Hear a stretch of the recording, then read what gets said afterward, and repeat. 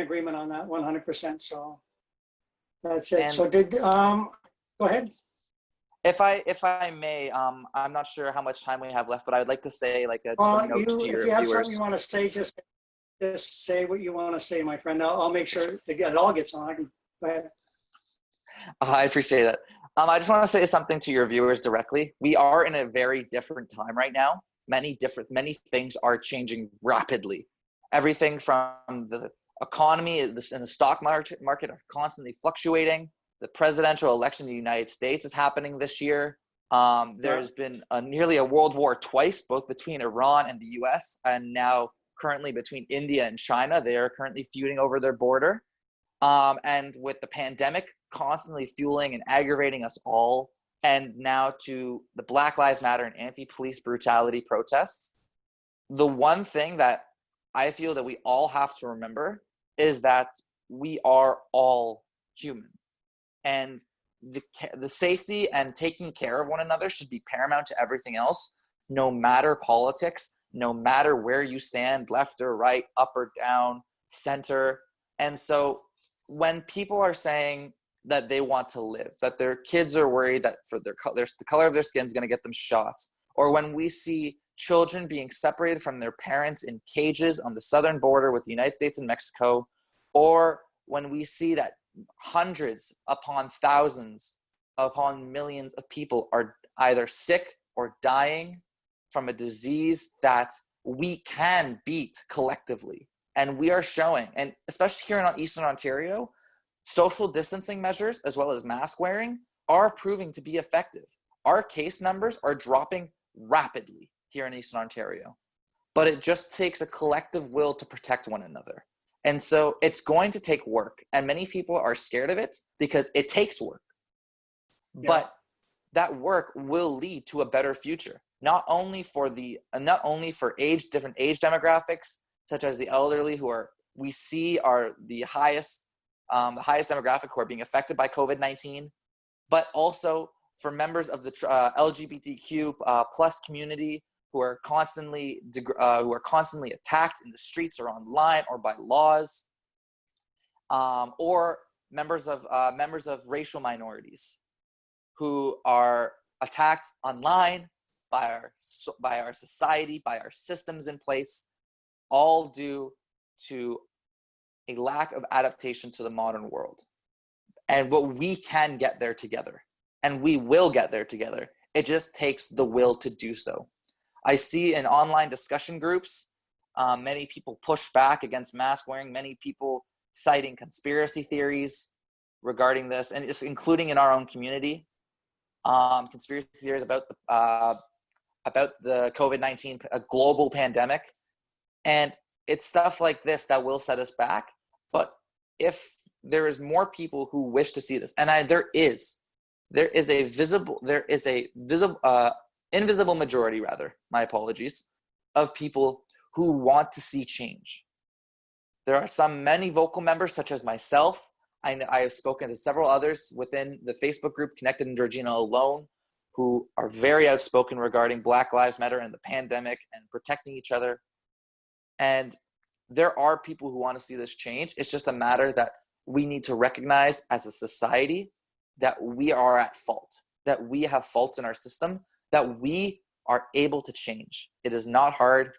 We just need to be able to do it. Okay, so over the course of your statement, I agree with most of what you said. I don't believe the minority is as invisible as you might think it is, and I could be wrong. My belief is people are inherently good and they're trying to do the right thing. But I agree. What happens is, I talked to Martin about this during the podcast, and what happened, like when I was growing up, there was no minorities around. You just went out there, you come back. So there was no minorities around where I grew up in Aurora. I grew up in Olive York region, and there was no minorities around here.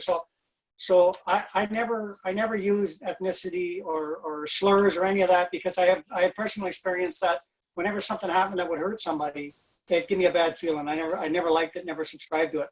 But what I did do was, because if you spoke up against somebody that was being prejudiced, talking, telling all the old ethnic jokes that we used to tell in the 60s and 70s, if you stuck up to them, you got the wrath. I mean, everybody give you the wrath for sticking, taking their side instead of our side. Like, so you kept quiet. No matter how much it disgusted you, you just kept quiet and got on with it and didn't let on how much it bothered you. So that was a silence that occurred for many, many years. And I think in recent years, it's coming out now, and people are, even still, I don't know. It continues to exist. In 2017, there was a display of the Confederate flag, the Confederate battle flag, at the Sutton Fair. And I spoke out against that. Many of my peers told me not to. They said, just leave it, Nelson. It's a fight you don't want to take on. A Confederate flag at the Sutton Fair? Yes. Really? Yes. Wow, if you Google, that's crazy. If you Google my name followed by Confederate flag, it's the first thing to come up. Yeah. And so well, I'll look at it. It was covered by the Georgina Advocate. And so it continues to happen. And many of my peers said, again, Nelson, don't take this on. You don't want to. It's a fight you don't want to fight. But as someone we do have our rednecks in Georgina. So we do have our rednecks in Georgina. Yeah, I remember when I first came here, we had more Lugans than we have now, that's for sure. But it's something and that's one of those things. I mean, we have to collectively agree on society that it does represent. Many people think, oh, it's the rebel flag, oh, it's the redneck flag. But what it truly represents, and this is an opinion, this is fact, the Confederate States of America want to secede to preserve the institution of slavery. That is a fact. Absolutely. It is within the Declaration of Secession, and many different states of the Confederate States, their declarations of independence. It is within those documents, so it is a fact, but it gets lost in translation. Let me give you a tidbit we can end on, unless you have another subject, but monuments being torn down and stuff. I started looking into this because it got my attention. And Dundas Street was named after Dundas. Yeah. Who happened to be a buddy of Lord Grey Simcoe, so that's how it got named. So we're all getting up in arms because of that, because we're revering these people. Nobody reveres them. It's just a street that got named after a monster who was an idiot friend of Lord Grey's. That's what happened. So instead of getting up let me finish. Instead of getting up in arms, yeah, instead of getting up in arms about renaming the street, let's get a big plaque at the end of the street explaining why the street was named after this idiot. That's to put everything in proper historical perspective, because you got to remember when that was named after him, we were run by colonial masters that everything came from there. And it was British generals and British Navy captains and British colonizing that's where all the rule came from. And so all this stuff that happened because that's how they did things in those days. We can recognize that it was wrong, put the proper history up, and get on with our lives without making, and I don't mean don't make a big hullabaloo, don't speak up, I don't mean that, but I mean approach it as opposed to a mob mentality that everything seems to be wanting to be taken care of these days by mob mentality. I just don't subscribe to it. Go ahead. Well, no, absolutely. And that's an important thing. In that article about the Confederate flag, I discussed how in academia and in society, the true ways we remember history is through books, it's through museum exhibits, it's through stuff like that. And so the town of Georgina actually just released a list of approximately 37 street names that they added to their bank that they could use at any point whenever they need a new street. Yeah, and many of the names. Peters. Some of those names. Well, some of those names included Julia Monroe, Hackenbrook, Wheeler, and those are names that should be memorized, because especially for streets in Georgina, those are people who positively impacted our community. And so when we have here in Ottawa, there's a town just outside of Ottawa called Dundas, and there's also one called Russell, and both of them want to have their names changed because the namesakes are people who were slave owners. And statues, town names, stuff like that, those are commemorating dark moments. And so, yes, we have to provide the special education, but there's also so many people that we can put up on a statue. There's so many people that we can name a town after. If for Dundas Street, if we name that Hackenbrook, I don't really feel anybody would have Hackenbrook Drive or Hackenbrook Parkway. A proper, thoughtful process like that, where let's revisit this, let's remove that name, we'll rename it this, so that it becomes a discussion in relation to how much inconvenient would it be, how much problems would it create. Well, then let's just put the history of the idiot at the end of the street so everybody knows and get on with their lives. Like there's a number of approaches you can take, as long as it's a thoughtful one and not a mob one. That's all I really care. And here in Russell and Dundas, I've got friends who live in both municipalities. The town councils have hopped on board with this movement of renaming the town, because why not? It's the ability to exactly the ability to rename the town is quite simple. It requires approval, but from several levels of government. It requires the change of certain placards and business cards, but those are all doable. And why? Many people ask, why? Why are we doing this? Why are we going through the hassle? Because we need to learn who these people are, and plaques are a good way of doing it. But also, let's have exhibits about who these people were, why are they named after it, but also why we remove the name. Yeah, exactly. An education and a process and an education. And you know what? It comes from the fact that we're loyalists, and people mistake the term loyalist for loyal to the British, but it isn't. What it means is we're loyal to ourselves and who we are. That's what I like to believe. And go ahead. When it comes to statues, because you brought this up, the statues aspect, and that's a big part, especially in the States right now. There are over 100 different statues commemorating Confederate soldiers or Confederate generals.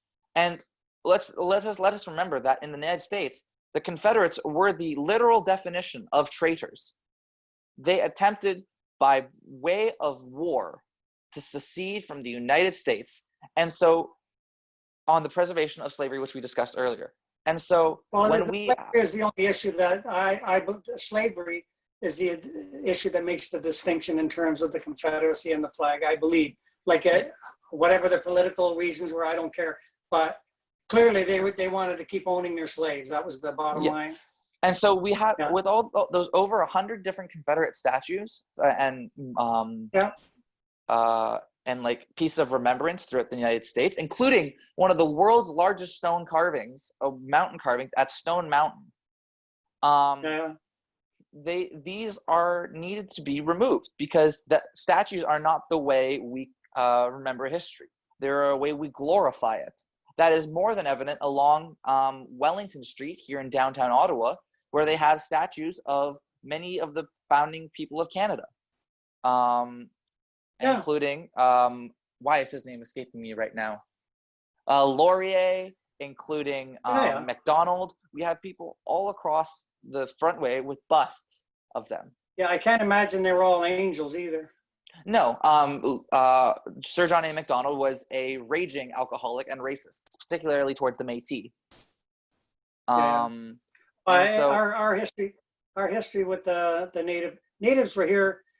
Natives, the Algonquins in Georgina here were like over 1,000 years. Natives have been like 12,000 years, 10,000 years before Jesus walked the face of the earth. They were here, and it's insane. I looked into it a bit. It drove me crazy for about 6 months, actually, to be honest with you. I was trying to reconcile how the atrocities that happened to the orphans at the orphanages at the hands of the Catholic Church, and that was my mother's Catholic Church. So I was trying to sort it out in my mind, and I come to my own peace of mind at it. But anyway, sorry, I'm babbling again. No, it's okay. One of the big things that's a discussion right now in the United States is Columbus Day, because Columbus Day is supposed to commemorate the day that Christopher Columbus discovered Americas. But you can't discover something that people were already there. Terra nullius was a concept derived from the colonial mindset, and that did not exist here. As you said, the First Nation, the indigenous peoples have been here for generations, for centuries. And I had to write, for the Georgina Historical Society, I had to write a dissertation regarding a topic concerning Georgina. And I wrote regarding Georgina's history, particularly with one section devoted to our relation with indigenous peoples. And can you send me that? I can try and find it. It's on my old laptop, but I can definitely try and find it. If you can, I'd appreciate. Two of the names, when the town of Georgina held that contest to submit street names, two of the names that I submitted were, one of them was Taranto, Taronto. Taranto was the original name for Lake Simcoe. it means gateway, because Lake Simcoe was seen as the gateway between Ontario and Georgians Bay, Lake Ontario and Georgians Bay. And sadly, my name wasn't approved, but it is stuff like this, and that is how we can commemorate things. And so bringing it back to the statues and namesakes, the Georgina Historical Society and the Pioneer Village do amazing work about doing this. I have worked with them on several occasions, and if we show people, if we remove the name Dundas, not many people are going to be affected. But if we teach people about it within our schools, within our museums, within our towns and our regions, more people will be affected, because they will know who this person is. Why do we commemorate them? And also, why are we, I don't know if we're not decommemorating them. A thoughtful process to have the truth come out, to have history properly reflected, make the adjustment for, I mean, let's face it, during the 50s and 60s and all through the 19th and 20th century, we just did everything from a basis of ourselves. Like, we're the only thing in the whole world is us.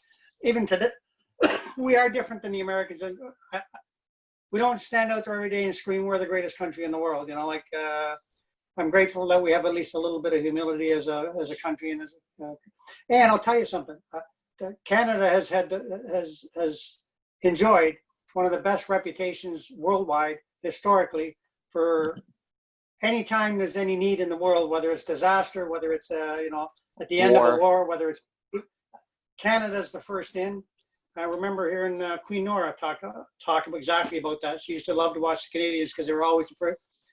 And it hurt my feelings a little bit when Martin sent those troops, And to me, it seemed like he was stepping up from a position of bravado. It seemed to come from a position of bravado. We never did it before. Why do it now? But he did. I don't know. He spent. That was just my opinion. Go ahead. I'm sorry. I'm just babbling again. When our prime minister in 2016, it was 2016, because he was elected in 2015. He went to the United Nations to speak during the United Nations General Debate in September. That happens annually every September. And he said, Canada is back. And many people— Canada's back? What did he mean by that? Sorry, so what do you mean by that?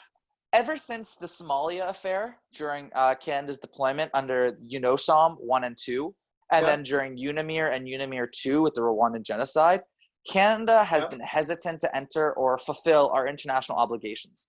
We followed NATO rather than the United Nations into Kosovo and Yugoslavia during the Yugoslav Wars of Independence. We followed NATO and the ISAF into Afghanistan, and even partially in Iraq, it turns out, due to a Globe and Mail expose from 2011. And we have yet to come back to those obligations. 250 Canadian troops were sent. What are those obligations? What are the obligations, so those obligations you're talking about? Those obligations include a consistent flow of personnel to serve various roles in the United Nations peacekeeping efforts. Because under the United Nations Charter, which we are obliged by law to follow due to we are a signatory, one of the founding signatories, in fact, we must provide troops for peacekeeping operations, as well as our NATO obligations of, first off, it is not a requirement of admission, but it is strongly suggested by the NATO Charter that all nations should have, not the NATO Charter, rather, by 2000 declaration, that all nations should expend approximately 2% of their GDP on defense spending. And Canada currently sits at 1.3%. And so if we don't need it.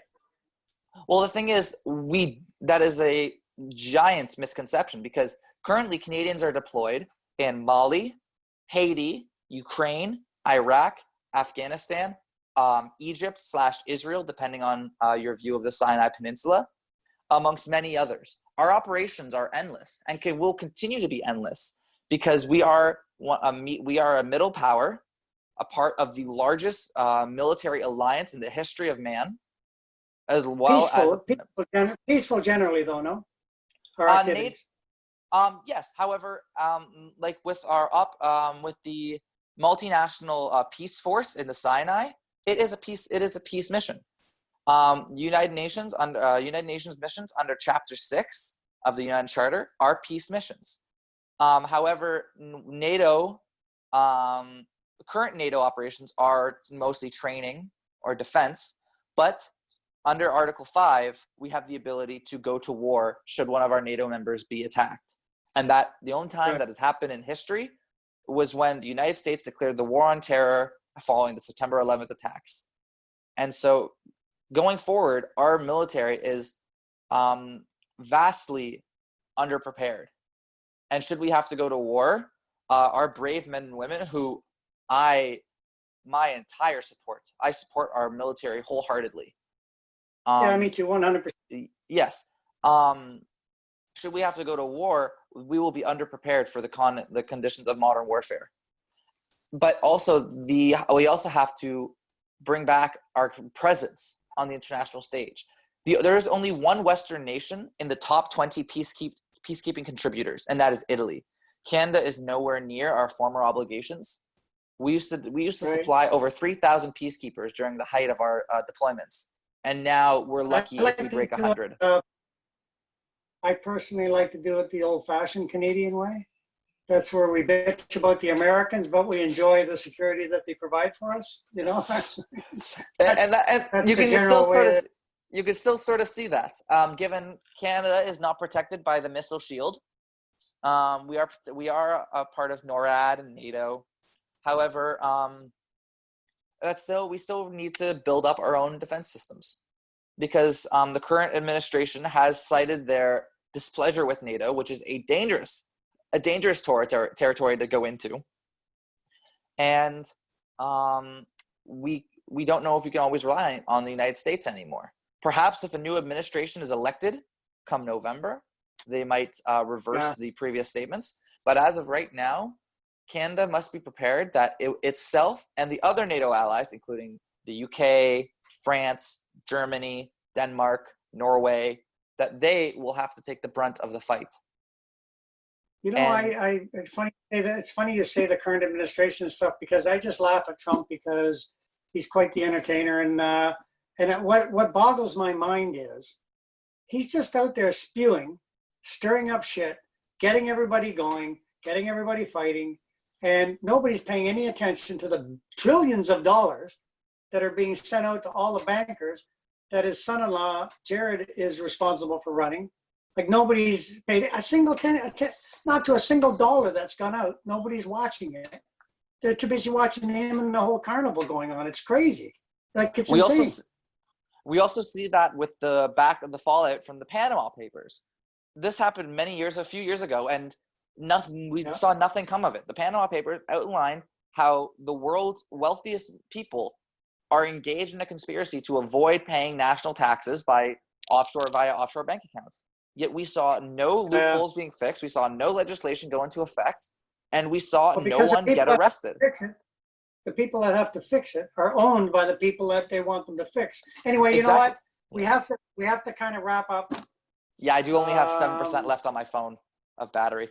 Well, we're up to an hour and 14 minutes, and I want to play. I enjoy the entire conversation. So I guess I'll commit to doing more work down the road if you're interested. And these discussions are fun. Yeah, I'm entirely grateful for having found your information. I met Nelson actually through a Facebook post that he did about the police budget in New York region. So I phoned him to challenge him, and he rose to the occasion. I'm grateful for that, and thanks for looking into those things. So you get the final word. Let's come together as a region, Georgina. We have a beautiful city. We have a beautiful town, which will soon grow into a city. We have to realize the faults within ourselves, but soon enough, whether it be within the next year or the next 10 years, we will have a society which will no longer discriminate, which we will no longer see, or at least have mitigated the repercussions of a systemically racist and biased system. And I love my town. And when I come back, the first thing I do is jumping into that lake. Right on. Well, listen, thanks. That's Nelson Maludi. And he's a grateful science history major, university major, currently stuck in Ottawa during the pandemic. and he took the time to have a discussion with us on a wide range of issues. I have no idea how I'm going to edit it all because I enjoyed all of it, but I'll work on it and I'll get back to you on it. Thanks, Nelson. Thank you, Tim. Have a great day, everybody.